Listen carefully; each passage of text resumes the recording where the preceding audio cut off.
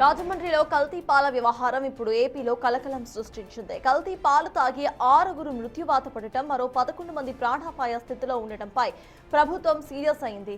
ఇలాంటి ఘటనలు పునరావృతం కాకుండా చర్యలకు ఉపక్రమించింది ప్రభుత్వం. ఇందులో భాగంగా పాల డైరీలు, ఉత్పత్తి కేంద్రాలపై అధికారులు దృష్టి సారించారు. పాల నిల్వ, సరఫరాపై స్పెషల్ డ్రైవ్ ను నిర్వహిస్తున్నారు.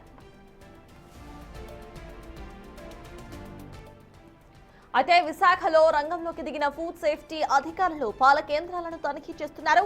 డైరీలు, ఉత్పత్తి కేంద్రాల్లో ఉన్న పరిస్థితులను పరిశీలిస్తున్నారు. వాళ్ళు అక్కయ్యపాలెంలోనే 80 ఫీట్ రోడ్లో ఉన్న పాల కేంద్రాల్లో ఫుడ్ సేఫ్టీ అధికారులు తనిఖీలు కొనసాగిస్తున్నారు. పాల నాణ్యత, వాటిని నిల్వ ఉంచిన పద్ధతులను సైతం అధికారులు పరిశీలిస్తున్నట్టుగా తెలుస్తోంది. రాష్ట్ర వ్యాప్తంగా ఫుడ్ సేఫ్టీ అధికారులు ఈ స్పెషల్ డ్రైవ్స్ ను నిర్వహిస్తున్నారు. ఇప్పుడు